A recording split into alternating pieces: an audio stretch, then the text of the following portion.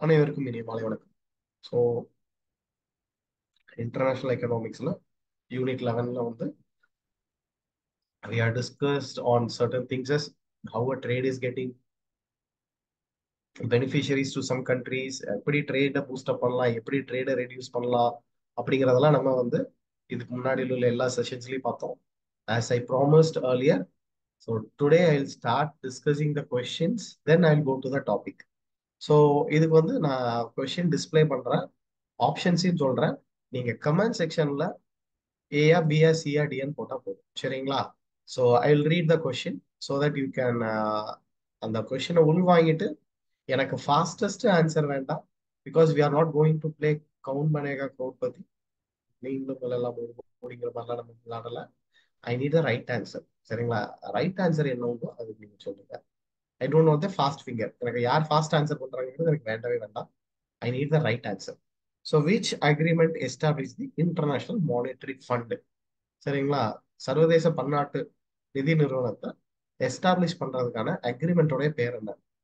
குன்னர் மிர்தல் அக்ரிமெண்டா, AO ஹிரிஷ்மன்ஸ் அக்ரிமெண்டா, ஹோலிஷ் B செனரி அக்ரிமெண்டா, இல்ல பிரிட்டன்வுட் அக்ரிமெண்டா அப்படின்னு சொல்லி கேட்டிருக்காங்க, சரிங்களா? எஃப் ma'am, absolutely brilliant. The answer is D. அவ்வளவுதான். திஸ் இஸ் வாட் ஆர் இப்படிதான் ஸ்டஃப் இருக்கும் உங்களுக்கு. பிஜிடிஆர்லையும் கொஸ்டின்ஸ் இப்படிதான் இருக்கும். So D is the perfect answer, சரிங்களா? Which agreement establish the international monetary fund அப்படின்னா Bretton Wood system, which is officially known as United Nation conference of United Nation conference monetary and finance conference அப்படின்னு சொல்லி 1944 நடந்தது, சரிங்களா? Yes, good. International development association ITA அப்படிங்கிறது எதோட தொடர்புடையது? IDA was associated or affiliated to எதனுடன்? உறுப்பு, இப்ப உறுப்பு கல்லூரி எல்லாம் சொல்லுவாங்க அஃபிலியேட்டட் டு திஸ் யூனிவர்சிட்டி அப்படிம்போல. ஐஎம்எஃப்ஆ, ஐஎஃப்சியா, ஐபிஆர்டியா, காட்டா? இன்டர்நேஷனல் மானிட்டரி ஃபண்டா, இன்டர்நேஷனல் ஃபைனான்ஸ் கார்பரேஷனா, international bank for reconstruction and டெவலப்மெண்டா, இல்ல general agreement of tariff and ட்ரேடா அப்படின்னு சொல்லி கேட்டிருக்காங்க. So yes, I got the right answer. It belongs to C, சரிங்களா? ஐபிஆர்டியோட தொடர்புடையது. பக்கா. சரி, இது கொஞ்சம் நிதானமா பார்த்து கொடுங்க. It is a not based question, சரிங்களா? It is a not based question. Which of the following is not the objective of international monetary fund? சர்வதேச பன்னாட்டு நிதி நிறுவனத்துடைய நோக்கம் எது அல்ல அப்படின்னு சொல்லி கேட்டிருக்காங்க. To promote international monetary cooperation, not அப்படிங்கிற விஷயத்துல ப்ளீஸ் அண்டர்லைன் தட் இதுல ஏதோ ஒண்ணு தவறானது அப்படின்னு சொல்லி இப்போ மாத்தி நம்ம கிளிக் பண்ணிடக்கூடாது, சரிங்களா? Yes. To promote international monetary கோஆபரேஷனா, to ensure a balance international ட்ரேடா, டு என்ஷூர் எக்ஸ்சேஞ்ச் ரேட் ஸ்டெபிலிட்டியா, to provide a loan to the private செக்டாரா அப்படின்னு சொல்லி கொடுத்துருக்காங்க. இதுல எது தவறானது அப்படின்னு சொல்லி கேட்டிருக்காங்க. ஸோ நம்ம வந்து இன்டர்நேஷனல் மானிட்டரி கோஆபரேஷன்ஸ் வருமா? நிச்சயமா வரும். ஏன்னா அதுக்கு முன்னாடி இருந்த கிளாசிக் கோல்டு சிஸ்டத்துல ஏகப்பட்ட குறைபாடுகள் இருந்திருக்கும், சரிங்களா? பைமெட்டாலிசம், யூனிமெட்டாலிசம், இந்த மாதிரி நிறைய ப்ராப்ளம்ஸ் இருந்ததுனால, அது இல்லாம வந்து வேர்ல்டு வார் அப்போ நிறைய பிரச்சனைகள் இருந்த பொலிட்டிக்கல் டென்ஷன் இருந்ததுனால அவங்களால இது பண்ண முடியல, சரிங்களா? அப்போ இன்டர்நேஷனல் மானிட்டரி கோஆபரேஷனே இல்லை. அப்போ நமக்கு என்ன பண்ணணும்? நம்மள இந்த இன்டர்நேஷனல் மானிட்டரி கோஆபரேஷனை நிலைநாட்டுவதற்காக ஒரு ஆர்கனைசேஷன் தேவைப்படுது. அப்படிதான் உருவானதுதான் இந்த இது, சரிங்களா? சூப்பர். ஆன்சர் எனக்கு கரெக்டா போட்டீங்க. To ensure the balanced international ட்ரேடா? ஆமா. இன்டர்நேஷனல் மானிட்டரி கோஆபரேஷன் இல்லைன்னு வச்சுக்கோங்க, நாடுகளிடையே, சரிங்களா, இந்த மானிட்டரி கோஆபரேஷன் இல்லாத பட்சத்தில் என்ன ஆகுமா? ட்ரேட் வந்து சுமூகமா நடக்காது. அப்போ to ensure balance international trade is also their objective. And to ensure the exchange rate stability, $1 is equal to this much amount, $1 is equal to this much euro, this அப்படிங்கிறத ஸ்டேபிளா வச்சுக்கிடணும், சரிங்களா? உங்களுக்கு அந்த பிரிட்டன் வூட் சிஸ்டம் கொலாப்ஸ் ஆகிறதுக்கு முக்கியமான காரணமா இருந்தா இந்த Nixon shock, ட்ரிஃபின் dilemma, இதெல்லாம் நம்ம பார்த்தோம். ஸோ அப்போ எக்ஸ்சேஞ்ச் ரேட் ஸ்டெபிலிட்டி யாருடைய கண்காணிப்பு கீழே இருக்குது? ஐஎம்எஃப் கீழே தான். ஆனா இது எல்லாமே கரெக்ட் தான். நமக்கு கேட்ட கேள்வி which of the following is not the true objective of or not correct of international monetary fund பார்த்தீங்கன்னா, to provide a loan to the private sector. Actually பாத்தீங்கன்னா இது வேர்ல்டு பேங்க்ல அசோசியேட்டா இருக்கக்கூடிய ஐஎஃப்சி உடைய ஃபங்க்ஷன், இன்டர்நேஷனல் ஃபினான்ஸ் கார்பரேஷனுடைய ஒரு function. ஏன்னா அவங்க தான் பிரைவேட் செக்டருக்கு லோன் கொடுப்பாங்க. சரிங்களா? அப்போ டி தான் தவறானது. சரிங்களா? Because it is something related with your IFC. நம்ம கேட்டது IMF. Super. International finance corporation was establish. நான் மறுபடியும் சொல்றேன், நமக்கு எக்ஸாம்ஸ்லாம் வந்து இப்பெல்லாம் வந்து ரொம்ப கொஸ்டினை ஸ்டாண்டர்டைஸ் பண்றங்கிற பேர்ல 1956 படிச்சுட்டு போயிருப்போம், மாசத்தை படிச்சுட்டு போயிருக்க மாட்டோம். சரிங்களா? அவங்க ஸ்பெசிஃபிக்கா என்ன பண்ணுங்க, அடுத்தடுத்த மாசம் ஜூலை, ஆகஸ்ட், செப்டம்பர், அக்டோபர்னு கிளவரா கொடுத்துருக்காங்க. ஸோ இந்த மாதிரி தான் கொஸ்டின்ஸ் கேட்பாங்க. நம்ம வெறுமனே மேல் டாக்ல நுனிப்புல் மேய்ஞ்சிட்டு 1956 மட்டும் படிச்சுட்டு போயிருந்தோம்னா மாட்டிப்போம். சரிங்களா? அப்புறம் என்ன, நம்ம பிறந்த மாசத்தை பொறுத்து ஆப்ஷன்ல இருந்தா டிக் அடிச்சுட்டு வந்துட வேண்டியதான்ல. அப்படிலாம் செய்யக்கூடாது. ஏதாவது ஒரு கனெக்ஷன் பாயிண்ட் வச்சு படிச்சுக்கிடணும். சரிங்களா? So the right answer is July 1956. இதெல்லாம் ஸ்டாட்டிக் கொஸ்டின்ஸ். சரிங்களா? இந்த ஸ்டாட்டிக் கொஸ்டின்ஸ்லாம் தப்பே பண்ணக்கூடாது. சரிங்களா? இதெல்லாம் தான் ஊரே எழுதுற எல்லாருமே வந்து கரெக்ட் ஆன்சர் பண்ணிடுவாங்க. நம்ம தப்பா பண்ணிட்டோம்னு வச்சுக்கோங்க, ஒரு 100 150 பேர் பின்னாடி போயிட வேண்டியதான். நல்லா ஞாபகம் வச்சுக்கோங்க. டிஆர்பியை பொறுத்த வரைக்கும், நாட் ஓன்லி டிஆர்பி, எந்த காம்படிட்டிவ் எக்ஸாம்ஸ் எடுத்துக்கிட்டாலும் எல்லாருக்கும் தெரிஞ்ச கொஸ்டின்ஸ்ல தப்பு பண்ணக்கூடாது. சரிங்களா? எல்லாத்துக்கும் தெரிஞ்ச கொஸ்டின்ல தப்பு பண்ண என்ன ஆகும், நம்ம கட் ஆஃப்ல பின்னாடி வந்துருவோம். அதனால எக்காரத்தை கொண்டு எல்லாத்துக்கும் தெரிஞ்ச கொஸ்டின்ஸ்ல தப்பு பண்ணக்கூடாது. யாருக்குமே தெரியாத கொஸ்டின்ல ஒரு 10 போட்டுட்டு வந்தா கண்டிப்பா நமக்கு சர்வீஸ் அடிச்சிடலாம். யாருக்குமே தெரியாத அந்த ஒரு 10 கொஸ்டின் இருக்கு பாத்தீங்களா, அதுக்கு தான் நம்ம போடுற எஃபர்ட் தான் இந்த 8 மாசம், 8 9 மாசம் நம்ம போடுறோம் பாத்தீங்களா எஃபர்ட். அது எல்லாமே வந்து என்னன்னா, இந்த 100 மேல எடுத்து 110 மேல எடுத்து நல்ல சர்வீஸை வாங்கிட்டு போகணுங்கிறதுக்காக போடுற முயற்சி தான் இது எல்லாமே. சரிங்களா? சூப்பர். ஸோ இதுக்கான விடை ஜூலை 1956 தான். அடுத்தது, which of the following statement about IBRD is correct? ஐபிஆர்டியோட தொடர்புடைய ஒரு ஸ்டேட்மெண்ட் எது கரெக்ட்னு கேட்டிருக்காங்க. அப்போ ஒரு ஸ்டேட்மெண்ட் தான் கரெக்ட், 3 ஸ்டேட்மெண்ட் தவறானது. அப்போ அதை எலிமினேட் பண்ணாலே போதும், நமக்கு தெரிஞ்சிடும். சரி, will see. The member of IMF or the member of IBRD. இது இன்னும் கிளியர் ஆகல, அதனால இதை அப்படியே ஹோல்டுல வச்சிருங்க. Keep it for hold or mark for review அப்படியே மாதிரி வச்சிருங்க. ஐபிஆர்டி ஹேஸ் 98 மெம்பர்ஸா? தவறானது. In fact it has 190. ஐஎம்எஃப்ல 190, இவங்ககிட்ட 189 நாடு இருப்பாங்க பொதுவா. சரிங்களா? கிட்டத்தட்ட ரெண்டுலயும் ஒரே மாதிரி தான் இருக்கும். 190 மெம்பர்ஸ் தான் இருப்பாங்க பொதுவா. IBRD extended short term assistance to member ஆகும்? வாய்ப்பே கிடையாது. They use to extend only the long term assistance to the member. அடுத்தது, assistance to member countries achieve balance of payment இக்லிபிரியமா? வாய்ப்பே கிடையாது. ஏன்? பேலன்ஸ் ஆஃப் பேமெண்ட் இக்லிபிரியம் உடைய எல்லா வேலையும் பார்த்துக்கிறது யாரு? ஐஎம்எஃப். நான் பிகினிங்லேயே சொல்லியிருக்கேன், ஐஎம்எஃப் டெவலப்மெண்ட்டுக்குள்ள தலைங்க. அதே மாதிரி international bank for reconstruction development வந்து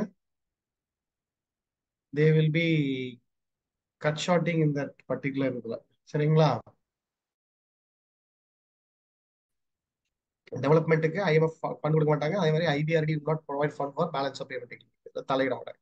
ஸோ அப்போ இதுவும் தவறானது, இதுவும் தவறானது, இதுவும் தவறு. அப்போ ஆப்வியஸ்லி இதுதான் கரெக்ட். என்ன சொல்றாங்க, the member of IMF or the member of IBRD. யாரெல்லாம் ஐபிஆர்டில கடன் வாங்கணும்னு இருக்காங்களோ ஃபர்ஸ்ட் அவங்க எங்க போயிட்டு வரணுமா, ஐஎம்எஃப்ல மெம்பர் ஆயிட்டு வரணும். அதுதான் ஒரு அன்ரிட்டன் ரூல். சரிங்களா? ஸோ ஐஎம்எஃப்ல, அப்போ வேர்ல்டு பேங்க்ல உங்களுக்கு கடன் உதவி வேணுமா, அப்போ ஃபர்ஸ்ட் அவங்க என்ன கண்டிஷன்ஸ் போனாங்க, போய் ஐஎம்எஃப்ல மெம்பர் ஆயிட்டு வாங்கம்பாங்க. ஸோ இந்த ஸ்டேட்மெண்ட் தான் கரெக்டானது. சரிங்களா? So A is the right answer. சரி, special drawing right also known as quotas, paper gold, IMF and IBRD. Also known as கேட்டிருக்காங்க. இதுக்கு முன்னாடி 1 ounce ஆஃப் கோல்டு கொடுத்தா $35 தந்துகிட்டு இருந்தாங்க. இதுதான் பிரிட்டன் வுட் சிஸ்டம். இதை அபாலிஷ் பண்ணிட்டு வந்ததுதான் இந்த special drawing right, basket of 16 currencies. முத when it was introduced in the year 1969, 16 currencies தான் இருந்தது. இப்போ 5 கரன்சி தான் இருக்குது. Dollar, Japanese yen, Chinese renminbi, euro, pound. இந்த 5 எவ்ரி 5 years ஒன்ஸ் இந்த பேஸ்கெட்டை மாத்துவோம். சரிங்களா? எஸ், ரிவ்யூ பண்ணுவாங்க. ரிவ்யூ மாத்த மாட்டாங்க, ரிவ்யூ பண்ணுவாங்க.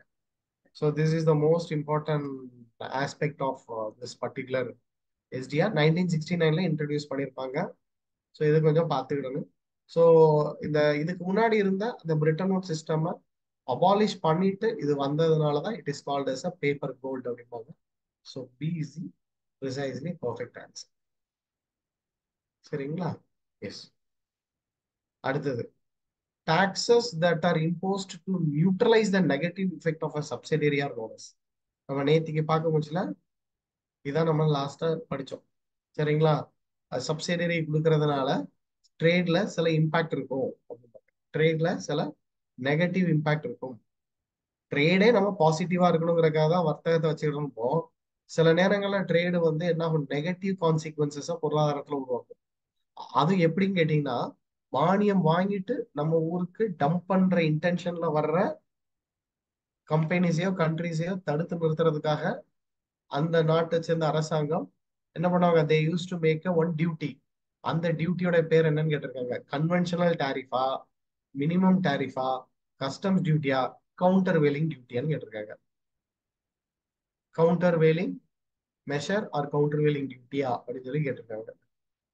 எப்போ இது ஒரு tax which is going to be imposed on neutralising the negative effect of subsidiary. Subsidiary வாங்கிட்டு வரக்கூடிய வந்து எப்படி நம்ம தடுத்து நிறுத்தலாம் அப்படின்னு சொல்லி பாத்தீங்கன்னா, it is known as a countervailing. கிளியரா?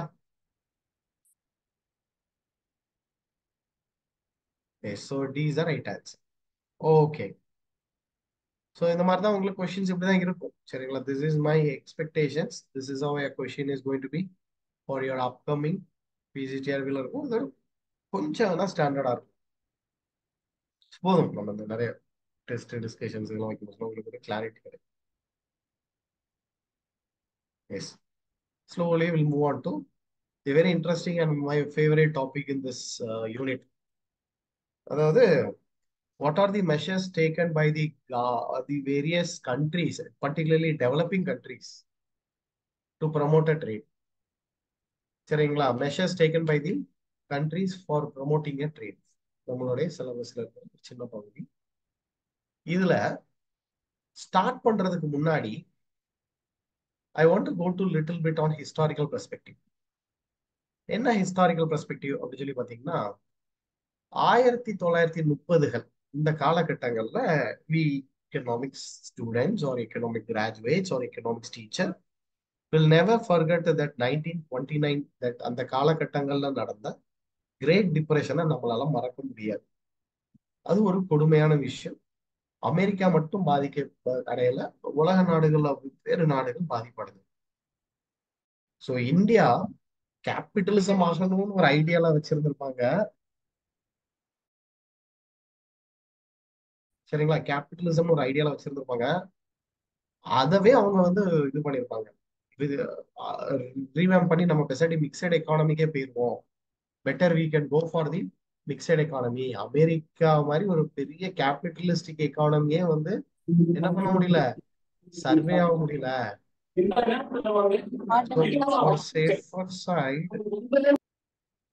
For safer side, what can we do is to reduce that. என்ன பண்ணுவோம், நம்மளுடைய தாக்கத்தை வந்து இந்த டிப்ரெஷனோட தாக்கத்தை அமெரிக்காவிலேயே தாக்கு பிடிக்க முடியல. அப்போ அதுக்கு அவங்க நிறைய மெஷர்ஸ் எடுக்கிறாங்க. அதுல அவங்க எடுத்த one of the most important measure என்ன அப்படின்னு சொல்லி கேட்டீங்கன்னா, ஸ்மூத் ஹாலி ஆக்ட் அப்படிம்பாங்க. சரிங்களா? Smoot Hawley Act, which means to make America great. அவங்களுடைய லாங்குவேஜ்ல இந்த ரெசஷனை வெளியில், அந்த கிரேட் டிப்ரெஷன்ல இருந்து வெளியில வரணும். 1930களில் ஏற்பட்ட இந்த கிரேட் டிப்ரெஷனை வெளியில கொண்டு வர்றதுக்கு உள்நாட்டு உற்பத்தியாளரை பாதுகாக்கணும். we have to protect our domestic producers. அதுக்கு என்ன பண்ணலாம், டாரிஃப் போடலாம். அப்ப என்ன பண்ணிருப்பாருன்னு கேட்டீங்கன்னா, ஹெர்பர்ட் ஹூவர் அப்படிங்கிற அமெரிக்காவுடைய ஜனாதிபதி ஒரு டாரிஃப் பில்ல கையெழுத்து போட்டுப்பாரு. சரிங்களா? Takes effect at midnight, revise 8-year-old tariff. என்ன பண்றாங்க, டாரிஃபை ரிவைஸ் பண்ணி புதுசா டாரிஃபை கொண்டு வர்றாங்க. அந்த பில்லோட பேர் என்னன்னு கேட்டீங்கன்னா, ஸ்மூத் ஹாலி ஆக்ட். ஏன் சார் இதை நாங்க படிக்கணும் அப்படின்னு கேட்டீங்கன்னா, 1930களுக்கு அப்புறம், அதுவும் பர்டிகுலர்லி அந்த வேர்ல்டு வார் முடிஞ்சு அடுத்த வேர்ல்டு வார் ஸ்டார்ட் ஆகிறது நடுவுல தேசிய சிந்தனைகள் நாடுகளிடையே வந்து ரொம்ப அதிகமா பற்றி கொண்டது. Which means every country want to make their country to protect from the foreign aggression. So அவங்க என்ன பண்றாங்க, நேஷனலிஸ்டிக் ஐடியாலஜி வருது. So they want to protect their country, they want to protect their producers. இவங்களை எல்லாத்தையும் பாதுகாத்து வச்சுக்கிடணும் அப்படிங்கிறதுக்காக அதுக்கு ஏத்த மாதிரி சட்ட திருத்தங்களை கொண்டு வர்றாங்க. அப்படி அவங்க போட்ட ஒரு அமெரிக்கா வந்து என்ன பண்ணிருப்பாங்க, 1930ல பெரிய இழப்பீடு இருந்திருக்கும் அவங்களுக்கு. ஸோ ஸ்மூத் ஹாலி ஆக்ட் அப்படின்னு ஒரு ஆக்டை போட்டு டாரிஃப் எல்லாம் அதிகப்படுத்துறாங்க. எதுக்கு? நான் ஆல்ரெடி நம்ம பார்த்தோம், பர்பஸ் ஆஃப் த டாரிஃப் எதுக்கு? One is for revenue purpose, that is a secondary function, but primary function is to protect the domestic producer. Domestic producer உற்பத்தி அவரை பாதுகாக்கணும் அப்படிங்கிற, உற்பத்தியாளரை பாதுகாக்கணுங்கிற ஒரே இன்டென்ஷனோட இந்த ஆக்ட். அப்ப எல்லா நாடுகளும் இப்படிதான் நம்ம பண்ணணும். we have to protect just a minute.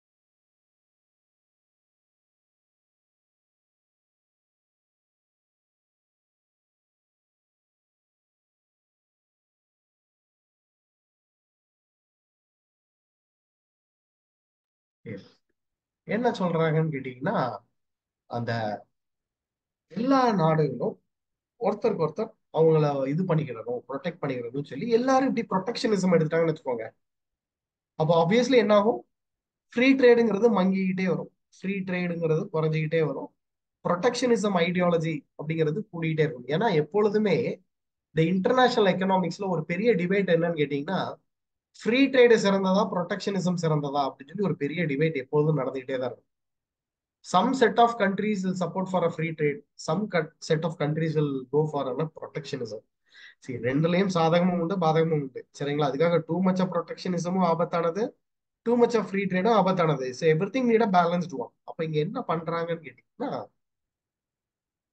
Going for protectionism. Majority of the countries started moving to the protectionism. But அதுல நடுவுலையும் சில கண்ட்ரீஸ்க்கு என்ன பண்ணணும்னு என்ன தோணும்னு பாத்தீங்கன்னா, நம்ம ஏன் ப்ரொடெக்ஷனிசம் பண்ணோம், ஃப்ரீ ட்ரேட்ல அவ்வளவு நன்மைகள் இருக்குது, அதை நம்ம அப்ப ஃப்ரீ ட்ரேட ப்ரமோட் பண்றதுதான் வழியை பார்க்கணுமே தவிர, why should we want to go for protectionism? அது அதுல நிறைய நன்மை இருக்குல்ல, அதுல உள்ள பாசிட்டிவான திங்ஸை மட்டும் நம்ம எடுத்துட்டு போவோம். அமெரிக்கால அப்படி நடந்ததுன்னா அதே மாதிரி நம்ம நாடுலயும் நடக்கணும்னு என்ன கட்டாயமா இருக்குது, ரெசெஷன் டிப்ரெஷன்லாம். So we will go for a free trade அப்படின்னு சொல்லி அவங்க என்ன பண்றாங்கன்னு கேட்டீங்கன்னா, ஒரு ஐடியாலஜியை ப்ரப்போஸ் பண்றாங்க. இந்த ஐடியாலஜி எங்க ப்ரப்போஸ் பண்ணிருப்பாங்கிறதா ரொம்ப முக்கியமானது. பிரிட்டன் வுட் கான்ஃபரன்ஸ்ல தான் சொல்லியிருப்பாங்க. புரியுதுங்களா? பிரிட்டன் வுட் கான்ஃபரன்ஸ்ல தான் சொல்லியிருப்பாங்க. எப்படி ஐஎம்எஃப் மாதிரி ஒன்று தொடங்குறோமோ, வேர்ல்டு பேங்க் மாதிரி ஒன்று தொடங்குறோமோ, அதே மாதிரி நம்ம இன்டர்நேஷனல் ட்ரேட் ஆர்கனைசேஷன் அப்படின்னு நம்ம ஏன் தொடங்கக்கூடாது, ஐடிஓ அப்படின்னு ஒன்று ஏன் தொடங்கக்கூடாது அப்படின்னு சொல்லி ஒரிஜினலி 3 இன்டர்நேஷனல் ஆர்கனைசேஷன் தொடங்குற மாதிரி பிளான்ல இருந்தாங்க. நியாயப்படி ட்ரிபிளட்டா இருந்திருக்கணும், ஐஎம்எஃப், ஐபிஆர்டி அண்ட் ஐடிஓன்னு இருந்திருக்கணும். சரிங்களா? நல்லா கவனிங்க, அப்படிதான் இருந்திருக்கணும். எதுல? பிரிட்டன் இன்ஸ்டிடியூஷன்ஸ்ல. ஆனா ஐஎம்எஃப்பும் வேர்ல்டு பேங்க்கும் மெட்டீரியலிஸ்டிக் ஆயிடுச்சு, ரியாலிட்டிக்கு வந்துருச்சு, நடைமுறைக்கு வந்துருச்சு, எஸ்டாப்ளிஷும் ஆகி ஃபங்க்ஷனும் பண்ண ஆரம்பிச்சிருச்சு. ஆனா இந்த இன்டர்நேஷனல் ட்ரேட் ஆர்கனைசேஷனை வர விடல. யார் வர விடல? அமெரிக்கா வர விடல. அமெரிக்கா ஐடிஓ வேணும்னு சொல்ற இந்த ஹவானா சார்ட்டர் அப்படிம்பாங்க, பிரகடனம். ஹவானா சார்ட்டர், ஹவானாங்கிறது கியூபாவோட தலைநகரம். ஹவானா சார்ட்டர் அப்படிங்கிறதுல நம்ம வந்து என்ன சொல்லியிருப்பாங்க, நமக்கு ட்ரேட பூஸ்டப் பண்றதுக்கு, ஃப்ரீ அண்ட் ஃபேர் ட்ரேட பூஸ்டப் பண்றதுக்கு, சரிங்களா, ஃப்ரீ அண்ட் ஃபேர் ட்ரேட பூஸ்டப் பண்றதுக்கு நம்ம ஏன் இன்டர்நேஷனல் ட்ரேட் ஆர்கனைசேஷன் ஒன்று ஸ்டார்ட் பண்ணக்கூடாது அப்படின்னு சொல்லி ப்ரப்போஸ் பண்ணியிருப்பாங்க. பட் யூஎஸ்ஏ இதை ரிஜெக்ட் பண்ணியிருப்பாங்க. எப்போ? 1948ல ரிஜெக்ட் பண்ணியிருப்பாங்க. ஆனா இதை சுதாரிச்சு சில நாடுகள் என்ன பண்ணுவாங்கன்னு கேட்டீங்கன்னா, ஒரு 23 நாடு, 23 ஃபவுண்டிங் மெம்பர்ஸ் என்ன பண்ணுவாங்க, இன்க்ளூடிங் இந்தியா. இல்ல இந்தியா உண்டுங்க. அந்த 23 மெம்பர் கண்ட்ரீஸ்ல ஃபவுண்டிங் மெம்பர்ஸ் என்ன பண்ணுவாங்கன்னு கேட்டீங்கன்னா, யார் வர்றாங்களோ வரலையோ, நமக்கு ஃப்ரீ ட்ரேடோட நன்மை நல்லா தெரியும், சரிங்களா? நம்ம ஃப்ரீ அண்ட் ஃபேர் ட்ரேடை வச்சு நம்மளுக்குள்ள டாரிஃப் எல்லாம் ரெடியூஸ் பண்ணி ட்ரேடை பூஸ்டப் பண்ணலாம், நம்ம ட்ரேடை பூஸ்டப் பண்ணலாம் அப்படின்னு சொல்லி ஒரு 23 மெம்பர் கண்ட்ரீஸ் 30/10/1947, அதான் இந்தியா அப்பதான் ஜஸ்ட் இண்டிபெண்டன்ஸ் வாங்கியிருக்கோம். 15th ஆஃப் ஆகஸ்ட் 1947ல சுமார் ஒரு 2 மாசம் கேப்லயே ஒரு அக்ரிமெண்ட்ல நம்ம சைன் போட்டு general agreement on tariff and trade அப்படின்னு சொல்லி காட் அப்படிங்கிற ஒரு ஒப்பந்தத்துல கைது போட்டிருப்பாங்க. ஏன்னா இந்த 23 மெம்பர் கண்ட்ரிஸோட ஹிஸ்டரி எடுத்து பாத்தீங்கன்னா எல்லாருமே வளரணும்னு ஆஸ்பிரேஷனோட இருக்கிற நாடுகள். சரிங்களா?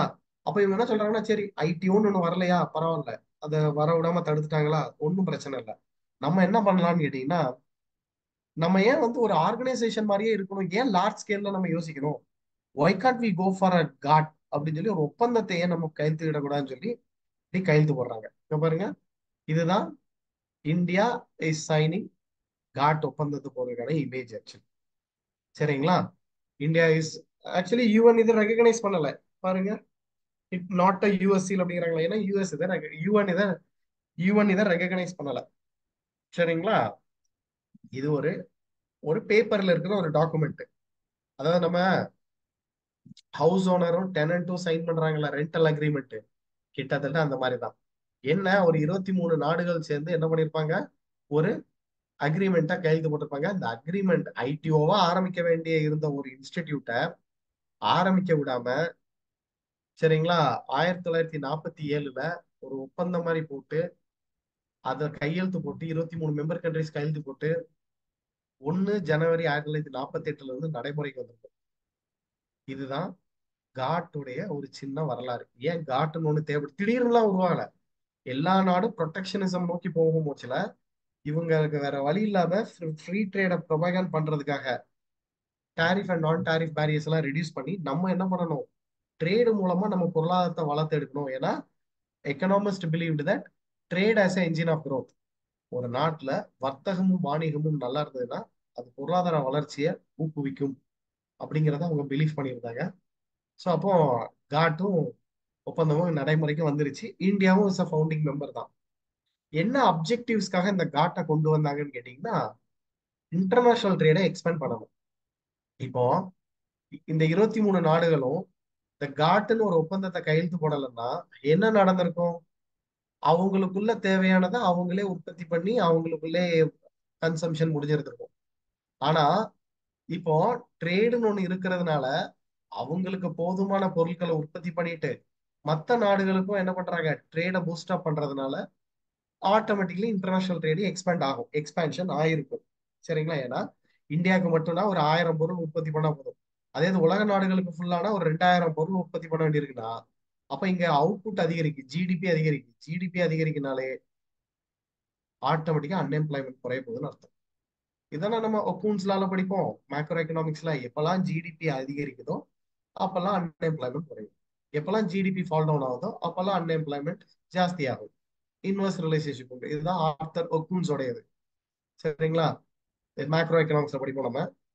அப்போ இதுல என்ன சொல்றாங்க, ட்ரேடு நடக்கிறதுனால உள்நாட்டு உற்பத்தியை தாண்டி நம்ம நாட்டில் உள்ள அவுட்புட் வெளிநாடுகளுக்கு எக்ஸ்போர்ட் பண்றதுனால நமக்கு ஜிடிபி அதிகரிக்குது,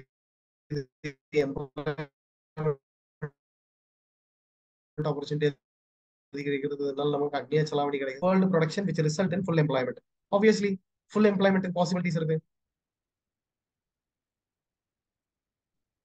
S, obviously there is a high chances for full employment to be get இது. சரிங்களா? இருக்கிறதுக்கான வாய்ப்புகள் இருக்கு. ஏன்னா நிறைய ரிசோர்சஸை நம்ம யூட்டிலைஸ் பண்ணுவோம். ஸோ தட் டெவலப்பிங் கண்ட்ரிஸ் என்ன பண்ணுவாங்க, ஃபுல்லி ரிசோர்சஸை யூட்டிலைஸ் பண்றதுனால சீக்கிரம் அவங்க டெவலப்டு நேஷனை நோக்கி போகலாம். அப்ப இவ்வளோ நன்மைகள் இருக்கு, வர்த்தகத்தினால இவ்வளோ நன்மை இருக்குது. அப்போ ஒரு நாடு ஃபுல்லி ரிசோர்சஸை யூட்டிலைஸ் பண்றதுனால, அதாவது ப்ரொடக்ஷன் பாசிபிலிட்டி கர்வ்ல இந்த பாயிண்ட்ல இருக்காங்கன்னு வச்சுக்கோங்க, ஃபுல்லி யூட்டிலைஸ் பண்றாங்க. அப்போ ஆப்வியஸ்லி என்ன ஆகும், இங்க உங்களுக்கு ஜிடிபி அதிகரிச்சிருக்கும், இன்கம் லெவல் கூடியிருக்கும். அப்போ ஆட்டோமேட்டிக்லி அவங்களுடைய பெர் கேபிட்டா இன்கம் அதிகரிக்கும். ஸோ பெர் கேபிட்டா இன்கம், தனிநபர் வருமானம் அதிகரிக்கிறதுனால ஆட்டோமேட்டிக்கா it improvise the standard of living. அப்போ இந்தியா மாதிரி நாடுகள்லாம் சுதந்திரமாக முச்சுல இந்தியாவோட நிலைமை எப்படி இருந்ததுன்னு கேட்டீங்கன்னா, 90% மக்கள் வறுமை கோட்டு கீழே இருந்தாங்க. இந்தியாவுடைய ஆவரேஜ் லைஃப் எக்ஸ்பெக்டன்சி 27 ஆண்டு தான். இப்போ வி ஆர் இன்டூ 69 66 இதுகிட்ட இருக்கும். அண்ட் இந்தியாவோட லிட்ரஸி ரேட் வெறும் 16% தான். இப்படிதான் பிரிட்டிஷர்ஸ் நம்மள விட்டுட்டு போனாங்க. சரிங்களா? இதெல்லாம் நம்ம இந்த 16th யூனிட்ல பார்ப்போம். இப்போ அப்போ ஒரு நாட்டுக்கு ஆப்வியஸ்லி 90% மக்கள் வந்து வறுமை கோட்டு கீழே இருந்துச்சுன்னா அவங்கள வறுமை கோட்டுக்கு மேல ஏத்தணும். அப்ப அவங்களோட எம்ப்ளாய்மெண்ட் ஆப்பர்ச்சுனிட்டி அதிகரிக்கணும்.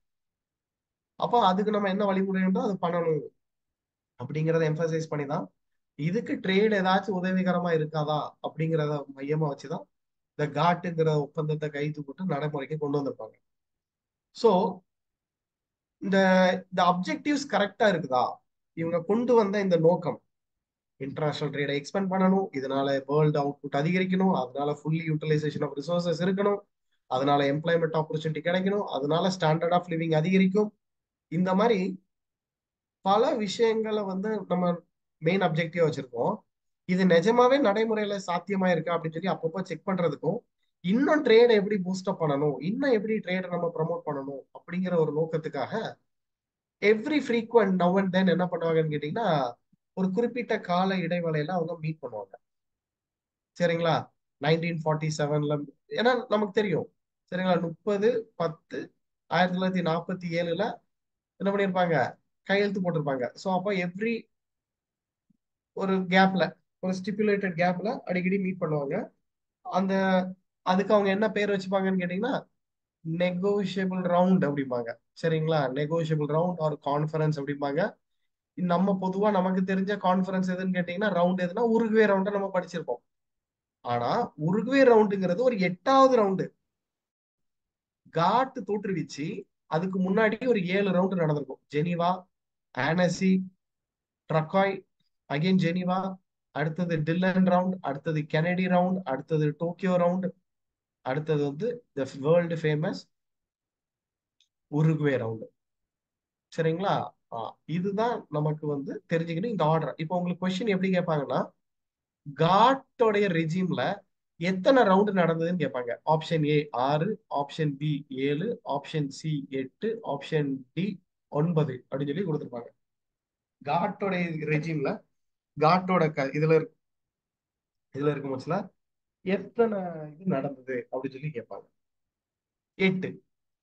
சரிங்களா? இதை நீங்க குரோனாலஜிக்கல் வைஸும் தெரிஞ்சுக்கிடணும்.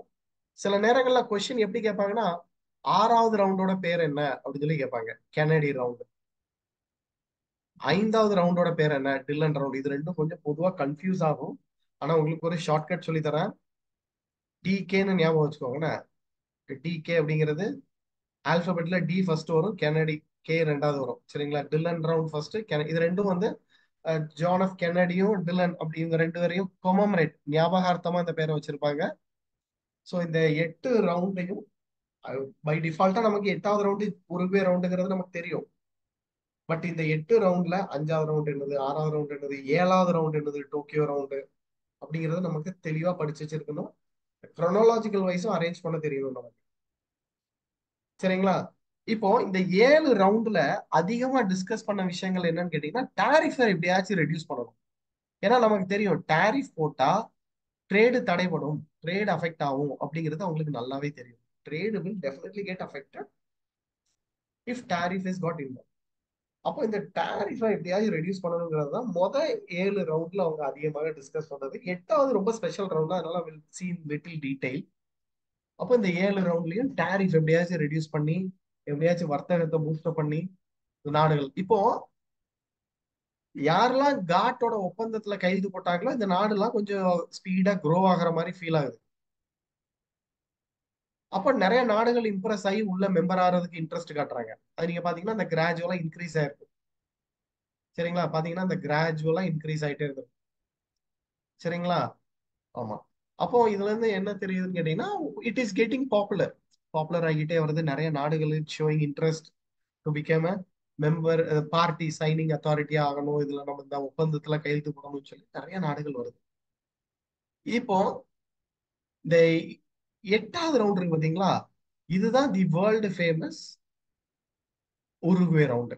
ஆக்சுவலி உருகுவே அப்படிங்கிற ஒரு இடத்துல 1986, இது வந்து தென் அமெரிக்கா கீழே தென் அமெரிக்கால வரும். உருகுவேங்கிற இடம் வந்து அமெரிக்கால வட அமெரிக்கா தென் அமெரிக்கா, தென் அமெரிக்கால இருக்கு. இந்த இந்த தென் அமெரிக்கால உள்ள நாடான உருகுவேல கான்டிடெல் அப்படின்னு சொல்லி ஒரு நேம் வரும். அவங்களுடைய அந்த ஊருடைய பேர் இப்ப நம்ம ஊர்ல சென்னை, காஞ்சிபுரம், திருவள்ளூர், கோயம்புத்தூர்னு சொல்றோம்ல, அது மாதிரி ஜெல் அப்படின்னு சொல்லி சம் நேம் வரும். சரிங்களா? எஸ். அந்த இடத்துல வச்சு நடந்திருக்கும். இந்த உருகுவே ரவுண்ட்ல ஆக்சுவலி இவங்க என்ன பிளான் பண்ணாங்கன்னு கேட்டீங்கன்னா, டாரிஃபை தாண்டி சில ஆஸ்பெக்ட்ஸ் எல்லாம் அட்ரஸ் பண்ண ஆரம்பிச்சாங்க. சரிங்களா? இன்டலாக்சுவல் ட்ரிப்ஸ் எல்லாம் படிச்சிருப்பீங்க. Trade related intellectual property rights, trade related investment measures, TRIPS, agreement on agriculture, blue box, green box, amber பாக்ஸ்ங்கிற வார்த்தைகள்லாம் நம்ம கேள்விப்பட்டிருப்போம். சரிங்களா? இதுல இவங்க என்ன சொல்றாங்கன்னு கேட்டீங்கன்னா, இந்த 7வது ரவுண்டுல கூட கொஞ்சம் அந்த நான் டாரிஃப் மெஷர்ஸ் பத்தி பேசியிருந்தாலும் 8வது ரவுண்டுல நிறைய காம்ப்ளிகேஷன்ஸ் வர ஆரம்பிக்குது, நிறைய விஷயங்களை பேசுறாங்க. அவங்க இந்த உருகுவே ரவுண்டுல உள்ள டிஸ்கஷன்ஸ் எல்லாம் 4 ஆண்டுல முடிஞ்சிரும்னு பிளான் பண்ணி இருந்திருப்பாங்க. 4 இயர்ஸ்ல முடிச்சிடலாம் அப்படின்னு நினைச்சிருப்பாங்க. பட் ஆனா நிறைய கண்ட்ரிஸ் வர டிஸ்கஷன்ஸ் டாபிக் வைடாக சுமார் 8 ஆண்டு நடந்திருக்கும். அதாவது இந்த 8வது ரவுண்டான உருகுவே ரவுண்டு சுமார் 8 ஆண்டு நடந்திருக்கும். அவ்வளோ டவுட்ஸ், அவ்வளோ கன்ஃபியூஷன்ஸ், அவ்வளோ கேள்விகள். ஏன்னா இவ்வளோ நாடுகள், எவ்வளோ queries வந்திருக்கும். அவங்க சுமார் ஒரு 15 டாபிக்ல டிஸ்கஸ் பண்ணியிருப்பாங்க. டாரிஃபை பத்தி பேசியிருப்பாங்க, நான் டாரிஃப் பேரியரை பத்தி பேசியிருப்பாங்க, நேச்சுரல் ரிசோர்ஸ் ப்ராடக்ட்டை பத்தி பேசியிருப்பாங்க, டெக்ஸ்டைல் அண்ட் கிளாத்திங் பத்தி பேசியிருப்பாங்க. டிஸ்கஸ் பண்ணதுல மெஜாரிட்டி ஆஃப் தி கண்ட்ரிஸ் வந்து பாத்தீங்கன்னா அக்ரிகல்ச்சர் ஓரியன்ட் எக்கானமி. அப்ப அவங்களோட சந்தேகத்தை கேட்டிருப்பாங்க. Tropical product, tropic of cancer, tropic of Capricorn, இந்த இடத்துல மட்டும் உங்களுக்கு சில பொருட்கள் விளையும். அப்ப அந்த மாதிரி ப்ராடக்ட் பத்தி பேசியிருப்பாங்க. காட் ஆர்டிகல்ஸ் பத்தி பேசியிருப்பாங்க. சப்சிடரி அண்ட் கவுண்டர்வெலிங் மெஷர்ஸ் நம்ம பார்த்தோம். சரிங்களா? அதை பத்தி பேசியிருப்பாங்க. ட்ரிப்ஸ் ரொம்ப famous. Trade related intellectual property rights and trade related investment measures. இது அது போக காட்ல இல்லாத மிகவும் முக்கியமான த டிஸ்பியூட் செட்டில்மெண்ட், இதெல்லாம் பத்தி பேசியிருப்பாங்க. அதே மாதிரி அமெரிக்கா ஜிஏடிஎஸ் காட்ஸை பத்தி புஷ் பண்ணியிருப்பாங்க. ஜிஏடிஎஸ் பத்தி ஏன் புஷ் பண்றாங்கன்னு கேட்டீங்கன்னா, ஜெனரல் அக்ரிமெண்ட் இன் ட்ரேட் இன் சர்வீசஸ் அப்படின்னு. அதாவது ஜப்பான் வந்து ரொம்ப ஸ்பீடா வளர ஆரம்பிச்சிருச்சுங்க. ஜப்பான் அப்ப நிறைய சர்வீஸ் செக்டார்ஸ் எல்லாமே அங்க போக ஆரம்பிச்சிருச்சு ஜப்பானை நோக்கி. அமெரிக்காவுடைய பொருளாதாரத்துல கொஞ்சம் அந்த செட்பேக் வந்த உடனே அமெரிக்கா டக்குனு சுதாரிச்சுட்டு சர்வீஸை பத்தியும் நம்ம டிஸ்கஸ் பண்ணணும். பொருட்கள் மட்டும் குட்ஸை மட்டும் பத்தி பேசி பிரயோஜனம் இல்லை. ஈவன் சர்வீஸ் செக்டார் எக்கானமியா தான் ஃபியூச்சர்ல இருக்கும். அதெல்லாம் நம்ம சர்வீஸை பத்தி அட்ரஸ் பண்ணணும் அப்படின்னு சொல்லி காட்ஸ் அப்படின்னு சொல்லியிருப்பாங்க. சரிங்களா? ஜிஏடிஎஸ் ஜெனரல் அக்ரிமெண்ட் ட்ரேடிங் சர்வீசஸ் அப்படின்னு சொல்லி பேசியிருப்பாங்க. சரிங்களா? இதுதான் வந்து இந்த 15 விஷயங்களை பத்தி என்ன பண்ணியிருப்பாங்க, டீடைல்டா சுமார் ஒரு 8 ஆண்டு டிஸ்கஸ் பண்ணிருப்பாங்க. 1986 இருந்து 1994 வரைக்கும் சுமார் 123 நாடுகளை சேர்ந்த மினிஸ்ட்ரல் லெவல், அந்தந்த மினிஸ்ட்ரல் லெவல்ல என்ன பண்ணிருப்பாங்க, போய் மீட்டிங்ல அட்டன் பண்ணி எங்களுக்கு இது தேவை, எங்களுக்கு அது தேவை, எங்களுக்கு இது வேணும், எங்களுக்கு அது வேணும் அப்படின்னு சொல்லி சொல்லியிருப்பாங்க. இப்படி இருந்தா ட்ரேடு இது நல்லா இருக்கும் அப்படின்னு சொல்லியிருப்பாங்க. ஸோ இது எல்லாத்தையும் கன்சாலிடேட்டட் பண்ற பொறுப்பை வந்து ஆர்த்தர் டங்கிள் அப்படின்னு ஒருத்தர்கிட்ட கொடுக்குறாங்க.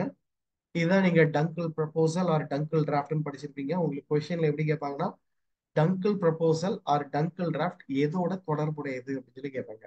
IBRD, IMF, Asia development bank and GATT அப்படின்னு சொல்லி கொடுத்துருப்பாங்க. ஜெனரல் அக்ரிமெண்ட் டாரிஃப் அண்ட் ட்ரேடா, ஏஷியா டெவலப்மெண்ட் பேங்கா, ஐஎம்எஃப்ஆ, ஐபிஆர்டியான்னு ஸ்பெசிஃபை பண்ணி கேட்பாங்க. ஸோ இந்த சுமார் ஒரு இத்தனை ஆண்டுகள், 8 ஆண்டுகள், 123 மெம்பர் கண்ட்ரிஸ் பேசின அந்த இது எல்லா விஷயத்தையும் கம்பைல் பண்ணி ஒரு டிராஃப்டை ப்ரிப்பேர் பண்ற பொறுப்பை யார்கிட்ட கொடுக்குறாங்க, ஆர்த்தர் டங்கிள்கிட்ட கொடுக்குறாங்க. இது வந்து ஃபைனல் டிராஃப்ட் வந்து டிசம்பர், சரிங்களா, அந்த இதுல வந்து ஃபைனல் டிராஃப்ட் 1991 பாஸ் பண்ணியிருப்பாங்க. ஃபைனல் டிராஃப்டை எல்லா மெம்பர் கண்ட்ரீஸ்க்கும் அப்ரூவலுக்காக அனுப்பியிருப்பாங்க. இந்தியால இதை ரொம்ப அப்போஸ் பண்ணாங்க. ஏன்னா இந்தியாவில் நீங்க பாருங்க, அந்த காலகட்டங்களில் உங்களுக்கு எல்பிஜி வந்திருக்கு, லிபரலைசேஷன் பிரைவேடைசேஷன் குளோபலைசேஷன். ஏன்னா அது நம்ம ஜூலை 1991 நம்ம எக்கானமியை ஓபன் பண்ணி விட்டுருவோம். இந்த டிராஃப்ட் வந்து டிசம்பர் 1991, அது 91, இது 91. பட் ஆனா எல்பிஜி மாடல் கொஞ்சம் ஏர்லியரா வந்துடும், ஜூலை 1991. இது டிசம்பர் 91 தான். அப்போ there is some sort of like அந்த இது இருக்கிறதுனால பொதுவாக அந்த லெஃப்ட் கம்யூனிஸ்ட் சித்தாந்தம் கொண்ட கட்சிகள், ஜனதா பார்ட்டி, பாரதிய ஜனதா பார்ட்டி, இவங்க எல்லாம் என்ன பண்றாங்க, அதை அப்போஸ் பண்றாங்க. இது வேண்டாம், இது இந்திய பொருளாதாரத்தை ரொம்ப பாதிப்பு உண்டாக்கும், இது நீங்க கொண்டு வரக்கூடாது அப்படின்னு சொல்லி எதிர்ப்பு தெரிவிச்சிருப்பாங்க. பட் இருந்தாலும் வேற வழி இல்லை. நம்ம வந்து சொல்லுவாங்க கடைசியில இந்தியா இதெல்லாம் சைன் பண்ணியிருக்கோம். எல்லாரும் அப்ப என்ன சொல்லுவாங்கன்னு கேட்டீங்கன்னா, அமெரிக்காவுடைய வல்லாதிக்கத்துக்கு நீங்க சரணடைஞ்சிட்டீங்க, நீங்க கையெழுத்து போட்டது அமெரிக்காவோட பிரஷர்ல அப்படின்னு என்னமோ சொல்லியிருப்பாங்க. பட் ஆனா வேற வழி இல்ல, அப்ப நம்ம சைன் பண்ணி தான் ஆகக்கூடிய நிர்பந்தத்துல இருந்தோம் நம்ம. சரிங்களா? சோ அந்த டங்கல் டிராஃப்ட்ல போட்டோடனே கடைசியில மராகேஷ் அப்படின்னு ஒரு இடத்துல 123 மெம்பர் கண்ட்ரிஸ், சரிங்களா, 123 மெம்பர் கண்ட்ரிஸ் 15 ஏப்ரல் 1994 சைன் பண்ணியிருப்பாங்க, இன்க்ளூடிங் இந்தியா. அதுக்குடைய அடுத்த வெளிப்பாடு தான் காட்டுன்னு ஒண்ணு மறைஞ்சி ஒரு ஆர்கனைசேஷனா நமக்கு வேணும் அப்படின்னு இருப்பாங்க. எவ்வளவு நாள் தான் அது ஒரு பீஸ் ஆஃப் பேப்பர்ல இருக்கும்? காட் ஒப்பந்தம் சொல்லிட்டு எவ்வளவு நாள் தான் அது ஒரு பீஸ் ஆஃப் பேப்பர்ல இருக்கும்? We need an organization setup like IMF and IBRD, அந்த மாதிரி நம்ம கொண்டு வரணும் அப்படின்னு சொல்லி வேர்ல்ட் ட்ரேட் ஆர்கனைசேஷன். இதுக்கு முன்னே ஐடிஓன்னு ஆரம்பிச்சிருந்தா இவ்வளவு நேரம் நம்ம படிச்சிருக்க வேண்டாம், கரெக்டா? ஆமாவா இல்லையா? அந்த ஹவானா சார்ட்டரை ஒப்புதல் கொடுத்து 1948 ஐடிஓன்னு ஒண்ணு வந்திருந்திருக்கணும் நியாயப்படி. இப்ப கடைசியில அங்க சுத்தி இங்க சுத்தி நம்ம ஊர் சைடுல தலையை சுத்தி மூக்க தொடுற மாதிரி அங்க சுத்தி கடைசியில World Trade Organization 1 January 1995 GATT was replaced, WTO came into the picture. So இதுக்குன்னு ஒரு பிசிக்கலா ஒரு ஆர்கனைசேஷன் செட்டப் கொண்டு வந்தாங்க. அப்ப இவ்வளவு நாள் வெறும் பீஸ் ஆஃப் பேப்பர்ல இருந்தது கடைசியில என்ன ஆகுது, உங்களுக்கு ஒரு ஆர்கனைசேஷன் மாறி இருக்கு. ஓகேவா? அப்போ இந்த டிரான்சிஷன்ஸ் புரியுதா எப்படி இது நடந்ததுன்னு? கிளியராங்க? கிளியர்னா கிளியர்னு சொல்லுங்க, ஏதாவது டவுட் இருந்தா கேளுங்க, அதர்வைஸ் எப்படியோ ஆரம்பிச்சு எங்கேயோ வந்து நின்று பாத்தீங்களா? ஹிஸ்டாரிக்கல் பெர்ஸ்பெக்டிவ் நமக்கு எப்போதும் தெரிஞ்சிருக்கும். சரியா? கிளியரா? Yes, I believe that you are clear with these concepts. Yes. ஓகேங்க.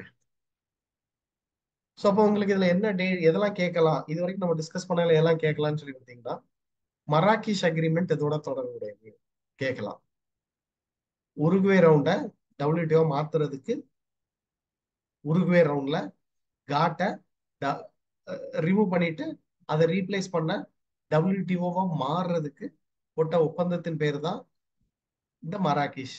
அப்போ all WTO agreement including GATTs, TRIPS, dispute settlement, இது எல்லாம் மராகேஷ் அக்ரிமெண்ட்ல வந்துருது. மராகேஷ் அப்படிங்கிற ஒரு இடத்துல மினிஸ்ட்ரல் கான்ஃபரன்ஸ் நடக்குது.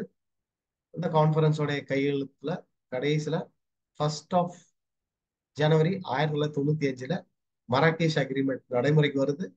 காட் ஒளியுது, டபிள்யூடிஓ ஃபார்ம் ஆகுது, உருவாகுது. கிளியர்?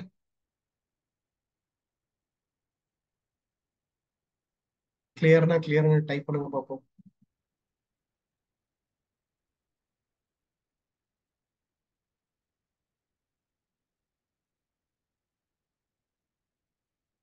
எஸ். யாருக்கா ஏதாவது டவுட் இருக்குங்களா? Okay, if you have any doubt please let me know, otherwise okay. As of now எந்த டவுட் இல்லை. Okay, super. இப்போ என்ன பண்றாங்கன்னு கேட்டீங்கன்னா, ஒரு பீஸ் ஆஃப் டாக்குமெண்டா இருந்தா ஒரு பேப்பர் லேட்டர் டேஸ்ல என்ன ஆகுதுன்னு கேட்டீங்கன்னா ஒரு அமைப்பா மாறுது.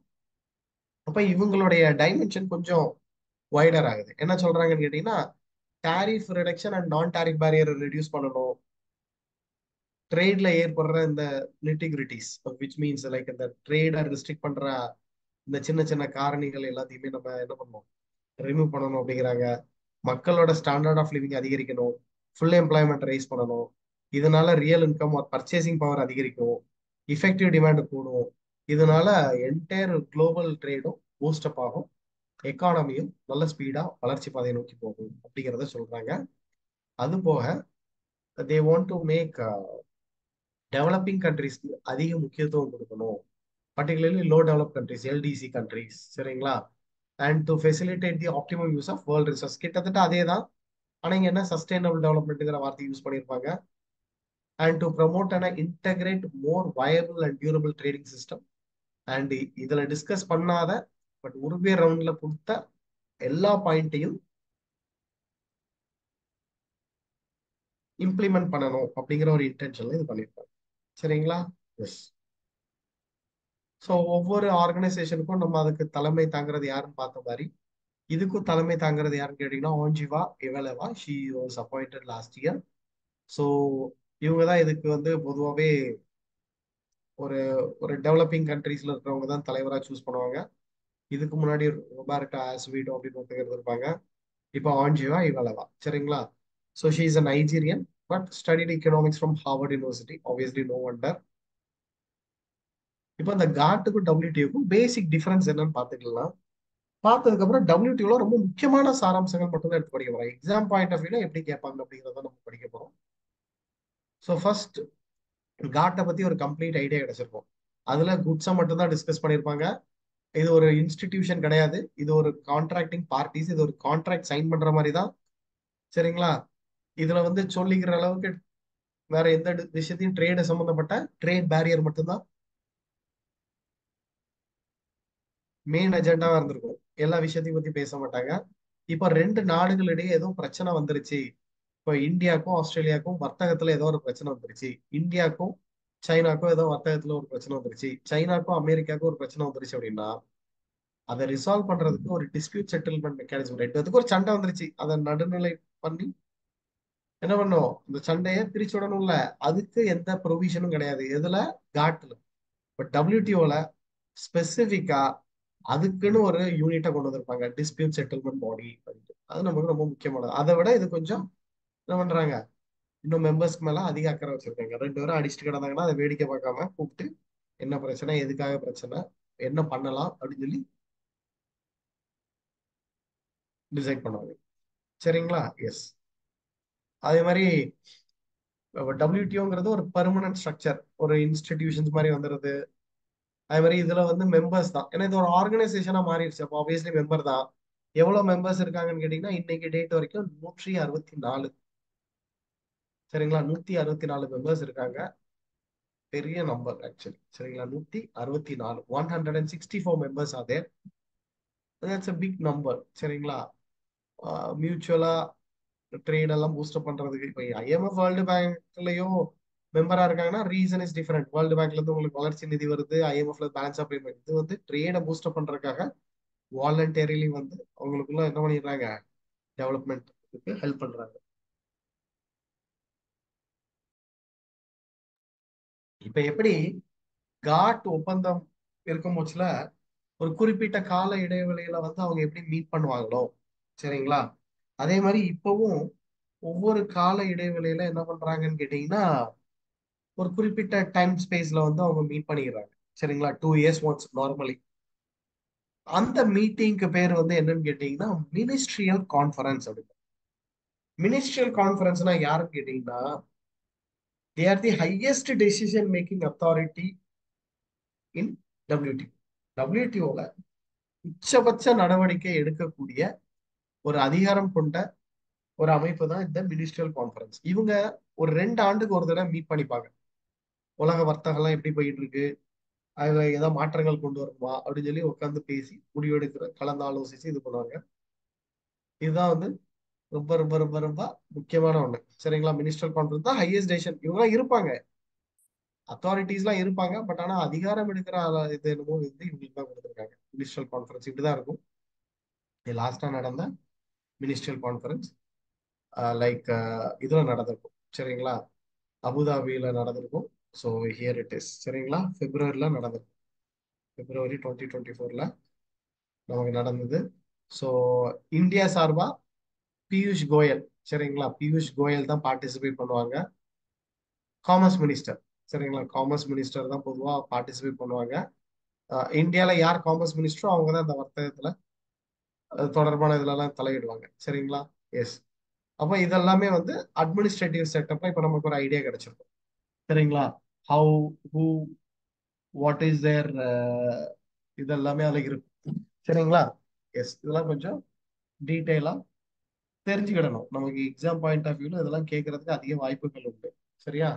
சரி. இப்போ how far WTO superior than God.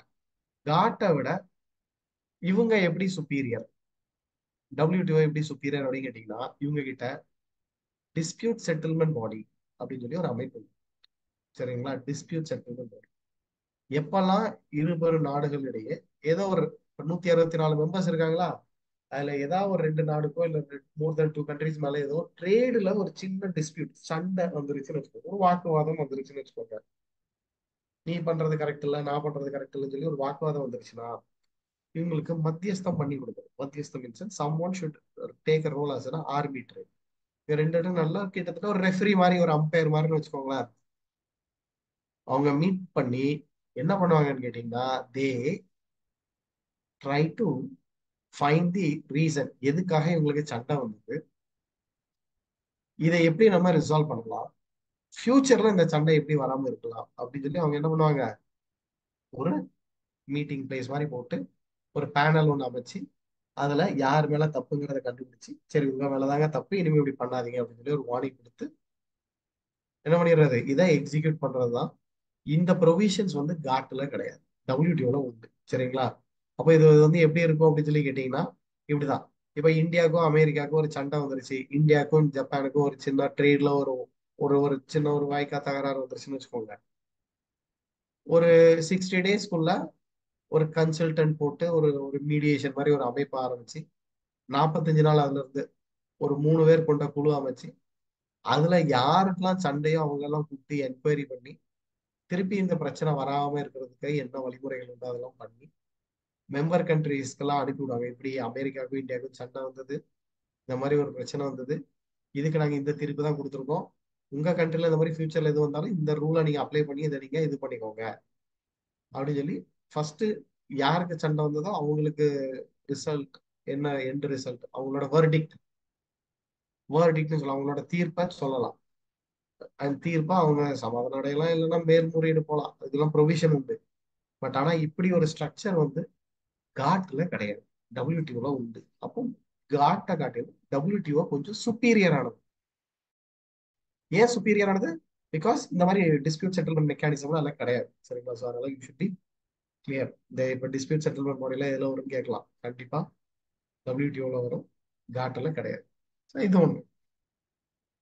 அது போக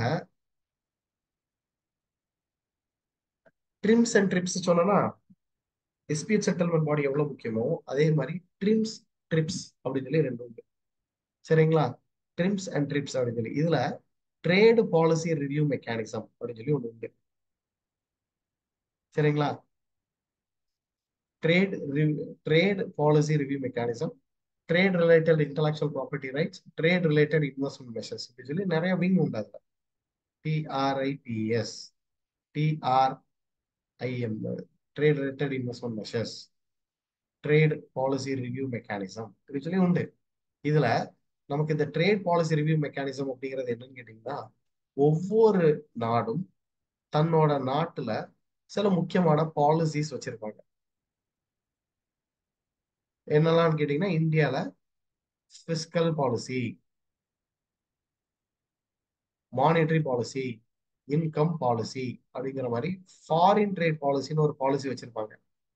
இந்த பாலிசி தான் லேட்டர் டேஸ்ல ஸ்கீமா மாறும். நல்லா ஞாபகம் வச்சுக்கோங்கன்னா, ஏன் கவர்மெண்ட் ஒரு பாலிசி கொண்டு வராங்க, national manufacturing policy, national agricultural policy, national population policy, national education policy அப்படின்னு சொல்லி ஒண்ணு கொண்டு வர்றாங்க அப்படின்னா, அப்படி கொண்டு வர்றதுக்குன்னு அந்த ஒரு பாலிசியை கொண்டு வந்ததுக்கு அப்புறம் தான் அதை ஸ்கீமா மாத்த முடியும். சரிங்களா? அப்போ ஒரு அது கவர்மெண்ட் வந்து நம்ம இந்தியால எல்லாம் ஃபாரின் ட்ரேட் பாலிசி உண்டு. சரிங்களா? என்ன பண்ணுவாங்கன்னு கேட்டீங்கன்னா, இப்படி அந்த உலகத்துல உள்ள அந்த டபிள்யூடிஓல மெம்பரா இருக்கிற 164 நாடுகளிடையே உள்ள ஃபாரின் ட்ரேட் பாலிசி எடுத்து ரிவ்யூ பண்ணுவாங்க. எதுக்கு ரிவ்யூ பண்ணுவாங்கன்னா, இவங்க கொண்டு வந்த ஏதாவது ஒரு மெஷர்ல ட்ரேடை அஃபெக்ட் பண்ற மாதிரி, ட்ரேடை இம்ப்ரூவ் பண்ற மாதிரி ஏதாவது ஸ்டெப் எடுத்திருந்தீங்கன்னா சந்தோஷம். சரிங்களா? ட்ரேடை பூஸ்ட் அப் பண்றதுக்காக நீங்க ஏதாவது முயற்சி எடுத்திருக்கீங்களா, கிரீன் சிக்னல் கொடுத்துருவாங்க. ட்ரேடை அஃபெக்ட் பண்ற மாதிரி ஏதாச்சும் ஸ்டெப் எடுத்திருக்கீங்களா, கூப்பிட்டு சொல்லுவாங்க இதெல்லாம் ஃபாலோ பண்ணாதீங்க, இந்த இதெல்லாம் ரிமூவ் பண்ணுங்க, இதெல்லாம் ரிமூவ் பண்ணுங்க. ஏன்னா இந்த நீங்க கொண்டு வந்த இந்த பாலிசி மெஷர் வந்து கண்டிப்பா ட்ரேட் அஃபெக்ட் பண்ற மாதிரி தோணுது, அதனால இதை ரிஜெக்ட் பண்ணி விட்டுருங்க. இல்ல நீங்க கொண்டு வந்த இந்த மெஷர் வந்து ட்ரேட சூப்பரா கொண்டு போகும், அதனால இதை நீங்க இம்ப்ளிமெண்ட் பண்ணுங்க, இதை நீங்க என்ன பண்ணுங்க, இம்ப்ளிமெண்ட் பண்ணுங்க அப்படிங்கறத சொல்லி. சரிங்களா? இது வந்து என்ன, எவ்ரி 2 இயர்ஸ் ஒன்ஸ் வந்து அந்தந்த கண்ட்ரியுடைய பொதுவா ஆல் பிக் ட்ரேடிங் பவர்ஸ், உலகத்தில் உள்ள டாப் 5 ஆர் டாப் 10 ட்ரேடர்ஸ் இருப்பாங்கல்ல, அவங்களுடைய ஃபாரின் ட்ரேட் பாலிசி எடுத்து பார்ப்பாங்க. எதுவும் ட்ரேட அஃபெக்ட் பண்ற மாதிரி ஸ்டெப் வச்சிருக்காங்களா, இல்ல ட்ரேட பூஸ்ட் அப் பண்றாங்களா அப்படின்னு சொல்லி பார்த்து அதை என்கரேஜ் பண்ணுவோமா டிஸ்கரேஜ் பண்ணுவாங்கிறத தீர்மானிப்பாங்க. இதுதான் ட்ரேட் பாலிசி ரிவ்யூ மெக்கானிசம் உடைய முக்கியமான ஒன்று. சரி, அப்போ இவங்களுடைய கொள்கை எல்லாம் ரொம்ப நல்லா தான் இருக்கு. கண்ட்ரிஸ், ஒரு கண்ட்ரி இன்னொரு கண்ட்ரியும் வர்த்தக ரீதியா எப்படி ஒருங்கிணைக்கலாம், எப்படி ஒருத்தர் ஒருத்தரை வந்து நம்ம வந்து ஒரு கார்டியல் ரிலேஷன்ஷிப்ல அடுத்த லெவலுக்கு எடுத்துட்டு போகலாம் அப்படிங்கிறது தான் இதுல பொதுவா பேசியிருப்பாங்க. சரிங்களா? பொதுவா இதுல WTOல அதுதான் எம்பசைஸ் பண்ணுவாங்க. சரிங்களா? We have to promote. இவ்வளோ பெரிய ஒரு அப்ஜெக்டிவை எக்ஸிக்யூட் பண்ணுங்கிறது சாதாரண விஷயம் கிடையாது. சரிங்களா? It is very tough. ஏன்னா ஒரு ஆர்கனைசேஷனை வரவிடாம, ஐடிஓன்னு ஒண்ணு வரவிடாம, அப்புறம் காட்டுன்னு ஒரு ஒப்பந்தமா உருவாகி, அப்புறம் இது வந்து WTO மாறி இருக்கு அப்படின்னா இட்ஸ் நாட் ஈஸி திங். அப்போ இந்த இந்த இடத்துல வந்து இவங்க ஏதோ something they are doing very great thing. ட்ரேடை பூஸ்ட் அப் பண்றதுக்கு, நாடுகளிடையே வர்த்தகத்தை பூஸ்ட் அப் பண்றதுக்கு they are doing one one important thing. அது என்னன்னு பாத்தீங்கன்னா, 3 pillars ஆஃப் WTOன்னு கேட்பாங்க. உங்களுக்கு இதுல கொடுத்துட்டு which of the following is pillar of WTO, which of the following is not a pillar of WTO சொல்லி கேட்பாங்க. மொத்தம் 3 pillars உண்டு. ஒன்னு மோஸ்ட் ஃபேவர்ட் நேஷன், ரெண்டாவது நேஷனல் ட்ரீட்மெண்ட், மூணாவது மார்க்கெட் ஆக்சஸ். சரிங்களா? இப்போ நம்ம வந்து ரொம்ப செலக்டடான பாயிண்ட்ஸ் தான் பார்த்துட்டு இருக்கோம். சரிங்களா? இதெல்லாம் டெவலப்பிங் கண்ட்ரீஸ்ல உள்ள பிரச்சனைகள். சரிங்களா? These are the problem actually faced by the developing country in the terms of trade. அப்போ இதுல ஃபர்ஸ்ட் அண்ட் ஃபார்மோஸ்ட் பில்லர் என்ன சொல்றாங்கன்னு கேட்டீங்கன்னா, மோஸ்ட் ஃபேவர்டு நேஷன், MFN அப்படிம்பாங்க. சரிங்களா? Most favoured nation. இப்போ நம்மக்குன்னு ஒரு ஃபேவரட்டிசம் இருக்கும். கரெக்ட்டுங்களா? இப்போ for me if you ask me sir what is your favourite fruit அப்படின்னு கேட்டீங்கன்னா, say that like jackfruit அப்படி சொல்றேன். இதே if you ask to my mom, you ask to my dad, they tell summons. சரிங்களா? அப்போ ஒவ்வொருத்தருக்கும் ஒரு favouritism உண்டு. இவங்க என்ன சொல்றாங்கன்னு கேட்டீங்கன்னா, நீங்க பயாஸ்டாலாம் இருக்கக்கூடாது. 164 மெம்பர்ஸ் இருக்காங்க அப்படின்னா, இந்தியா இல்ல நான் வந்து ரஷ்யாவோட நட்பு பாராட்டுவேன், பங்களாதேஷோட நட்பு பாராட்டுவேன், மற்ற நாடுகளிடையே நான் வந்து ஒழுங்கா சுமூகமா ட்ரேட வச்சுக்க மாட்டேன் அப்படிலாம் வித்தியாசப்படுத்தி காட்டக்கூடாது. அதாவது என்ன சொல்றாங்கன்னா, நான் வந்து இப்ப இந்தியா எடுத்துக்கோங்க, நான் வந்து ஸ்ரீலங்கால உள்ள பொருளை அலோவ் பண்ணுவேன், பங்களாதேஷ்ல உள்ள பொருளை அலோவ் பண்ணுவேன், வியட்நாம்ல உள்ள பொருளை அலோவ் பண்ணுவேன், நேபாள் உள்ள பொருளை அலோவ் பண்ணுவேன், பாகிஸ்தான் உள்ள பொருளை அலோவ் பண்ண மாட்டேன், இந்தோனேஷியால இருந்து வர்ற பொருளை அலோவ் பண்ண மாட்டேன்லாம் சொல்லக்கூடாது. ஒரு கண்ட்ரில இருந்து பொருளை இறக்குமதி பண்றதுக்கு நீங்க ஒப்புதல் வழங்குனீங்கன்னா, பை டிஃபால்ட்டாவே மீதி இருக்கிற அனைத்து வேர்ல்ட் ட்ரேட் ஆர்கனைசேஷன் மெம்பர்ஸ்க்கும் இது எலிஜிபிள் ஆயிருவாங்க, அவங்க என்டைட்டில் ஆயிடுறாங்க. அப்போ நான் வந்து இப்போ வந்து வியட்நாம் பீப்புளுக்கு கொடுக்குறேன் அப்படின்னா, சவுத் கொரியாவுக்கு ஆட்டோமேட்டிக்கா எலிஜிபிள் கொடுத்த மாதிரி. அப்படி 160 ரிமைனிங் கண்ட்ரிஸ், அதாவது 164 நாடு, அதுல இந்தியா கழிச்சிருங்க. இந்தியா வந்து பங்களாதேஷோட ஸ்மூத் ரிலேஷன்ஷிப் வச்சிருக்காங்கன்னா, மீதி 122 நாட்டுக்கும் இவங்களுக்கு பங்களாதேஷ்க்கு என்னென்ன சலுகைகள் கொடுக்குறாங்களோ மொத்த சலுகை என்ன பண்ண இவங்களுக்கும் பண்ணணும். சோ இதுதான் ஃபர்ஸ்ட் அண்ட் ஃபார்மோஸ்ட். அதாவது ட்ரேடை வந்து பூஸ்டப் பண்ணணும், நாடுகளை ஒன்றிணைக்கணும் அப்படின்னா இது சாதாரண ஆஸ்பெக்ட் கிடையாது. It is not that easy. It require a huge thing. அதுல ஃபர்ஸ்ட் அண்ட் ஃபார்மோஸ்ட் என்ன சொல்றாங்க, அடி எடுத்து வைக்கிறாங்க. எதெல்லாம் எடுத்து வைக்கிறாங்க? ஃபர்ஸ்ட் மோஸ்ட் ஃபேவர் நேஷன் கொடுங்க. மோஸ்ட் ஃபேவர் நேஷன்னா இதுதான் most essential ingredient of all world trade. நிறைய world trade agreement, world trade ஆர்கனைசேஷனோட அக்ரிமெண்ட்ஸ் இருந்தாலும் இதுதான் ரொம்ப முக்கியமானது. அப்படி என்ன சொல்றாங்க? Equal treatment has to given to all member nation by another member nation in the market access for any goods and services. நான் பாகிஸ்தான்ல இருந்து பொருள் அலோவ் பண்ண மாட்டேன். அது இது என்ன சொல்றது, நம்ம மத்த நாட்டுல இருந்து நான் பொருள் அலோவ் பண்ணுவேன் அப்படின்லாம் சொல்லக்கூடாது. For example, if UK is allowing a market access any particular field of service to USA, it should give the similar access to India or to any other member countries. You cannot discriminate among the another member. You cannot discriminate. ஒருத்தரை நான் வந்து நல்லா ஸ்மூத்தா relationship வச்சிருப்பேன், இன்னொருத்தங்களை நான் வந்து எனக்கு கண்டாலே பிடிக்காது அப்படின்னு சொல்லலாம் இருக்க கூடாது. ஒருத்தருக்கு கொடுக்குற பெனிஃபிட் இன்னொருத்தவங்களுக்கு அடையணும் அப்படிங்கிறது தான் the most favored nation. This is the first and foremost important cornerstone of the World Trade Organization. ரெண்டாவது நேஷனல் ட்ரீட்.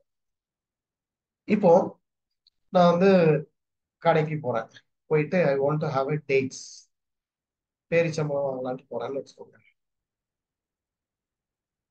லயன் டேட்ஸும் இருக்கும், கீமியா அப்படின்னு ஒரு ட்ரேட்ஸ், கீமியாவா ஏதோ ஒரு சம் டேட்ஸ் இருக்கும் பாக்ஸ் போட்டு. லயன் டேட்ஸ் நம்ம இந்தியாவில் உள்ள வருது, அதே இது கீமியாங்கிற டேட் வந்து ஈரான்ல இருந்து எங்கேயோ வருது.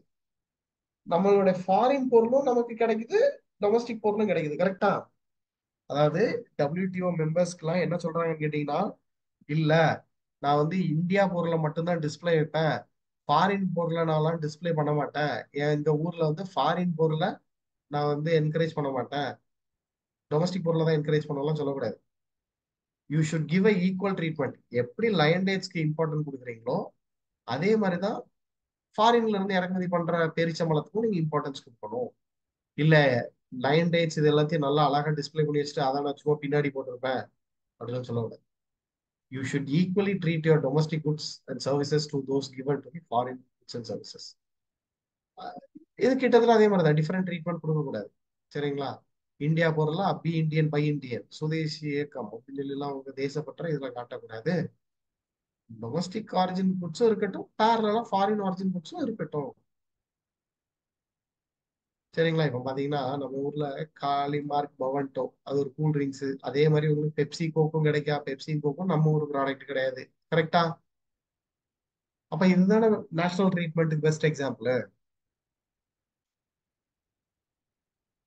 அடுத்தது முக்கியமானது மார்க்கெட் ஆக்சஸ் தான். அதாவது டாரிஃப் அண்ட் நான் டாரிஃப் எப்படியாச்சும் ரிமூவ் பண்ணுங்க, அதனால ஈஸியா ட்ரேடு நடக்கும். ஸோ 50% 30% எல்லாம் வைக்காதீங்க. Try to go for zero duty. சரிங்களா? டாரிஃபே இல்லாத உலகமா மாறட்டும், அப்பதான் ஈஸியா பொருட்கள் ஒரு நாட்டுல இருந்து இன்னொரு நாட்டுக்கு ஏற்றுமதி இறக்குமதி பண்ண முடியும், எந்த ஒரு சட்ட சிக்கலும் இல்லாம. அப்போ go for the market access. அப்ப இது உங்ககிட்ட கேட்பாங்க, இதுல எது WTO-உடைய பில்லர் இல்லை அப்படின்னு சொல்லி கேட்பாங்க. அப்போ you should be able to identify you want to market correct. சரிங்களா? So first is a most favour nation, second is a national treatment, third is a market. இந்த ஆர்டர் மாத்தாதீங்க என்ன, இந்த ஆர்டர் மாத்தக்கூடாது, இதே ஆர்டர்லயே படிச்சுக்கோங்க. Most favour nation, national treatment and market access. கிளியரா? சரி, இது அப்படியே இதுல ஹோல்டர்ல வைங்க, I will come back to this. சரி, நான் சொன்னேன் 1978களுக்கு அப்புறம், சரிங்களா, 1978களுக்கு அப்புறம் அமெரிக்கா தான் என்ன பண்றாங்கன்னு கேட்டீங்கன்னா காட்ஸ புஷ் பண்றாங்க. ஏங்க, குட்ஸ் ஓகே, சரிங்களா, குட்ஸ் வந்து ஒரு நாட்டுக்கும் இன்னொரு நாட்டுக்கும் வந்து டாரிஃபை ரெடியூஸ் பண்ணி எக்ஸ்போர்ட் இம்போர்ட் நடக்குது, okay. But certain economy in the world is actually shifting from manufacturing R agrarian economy to service sector economy. சேவை துறையை நோக்கி நிறைய நாடுகள் போகுது. அப்ப அதையும் நம்ம அட்ரஸ் பண்ணணும்லான்னு சொல்ல முடிச்சலதான் அவங்க காட்ஸ் அப்படின்னு ஒண்ணு கொண்டு வராங்க, general agreement on trading service.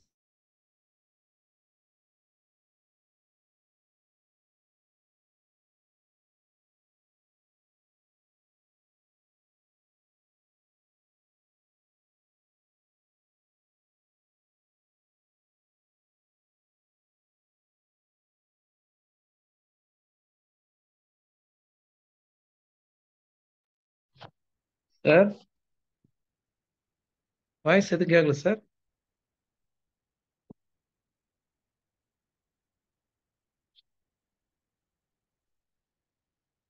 Voice எது கேட்கல sir.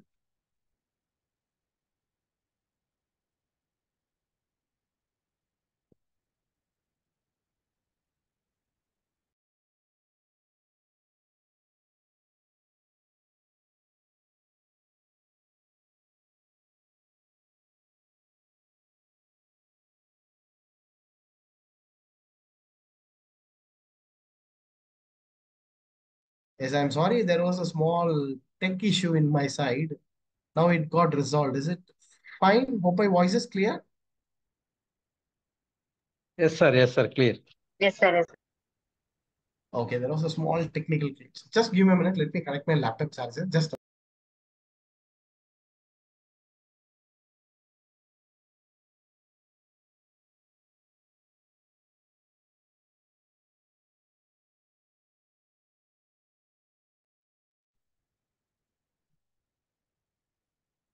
okay.